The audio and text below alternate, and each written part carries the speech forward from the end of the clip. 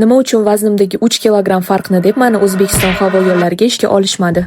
2 yil oldin Jahon tillari universitetini filologiya fakultetini birinchi kursida o'qirdim. O'qishdan tashqari yosh bolalarga o'quv markazida ingliz tilidan dars o'tardim. Universitetni tugatib stюардесса bo'lsam kerak deb reja tuzib yurgandim va birinchi kursni tugatib yozgi ta'tilda internetda bir e'lon ko'rib qoldim. U yerda Uzerves aviakompaniyasiga bort kuzatuvchilik lavozimi uchun nabor ochilgani haqida yozilgan edi. Talablarni o'qib ko'rib, hammasiga hozir ham to'g'ri kelishimni bilib, ariza topshirdim. Deyarli 3 kundan keyin menga telefon qilib suhbatga taklif qilishdi. Borsam birinchi kuni suhbat emas, vazn o'lchash kuni ekan. U yerda bizni vaznimizni va bo'yimizni o'lchab, to'g'ri kelamizmi, yo'qmi joyida etishdi. Uzbekistan Airways kompaniyasida o'sha payt qizlarning bo'yi 160 dan 175 cm gacha va o'shanga mos bo'lgan sog'lom vazn talab etilardi. Meni bo'yimni o'lchashgan payti 172 cm va vaznim 52 kilogramm chiqdi va menda vazn kamlik qildi. Aytishlaricha, hech bo'lmasa 3 kilogrammga og'irroq bo'lsam, o'rtancha vaznga yetar ekan. O'sha kuni birinchi etapni o'tgan qizlarni keyingi kun bo'ladigan suhbatga taklif qilishdi. Lekin afsuski, men ularning orasida emasdim. Alloh bitta yo'lni yopsa, undan ham yaxshisini ochadi degani rost ekan. Chunki undan bir oy o'tmasdan Yevropa aviakompaniyasiga ishga kirib ketdim. Buni qanday qildim va nima uchun jahon tillarini tashlab ketganim haqida ikkinchi qismda aytib beraman.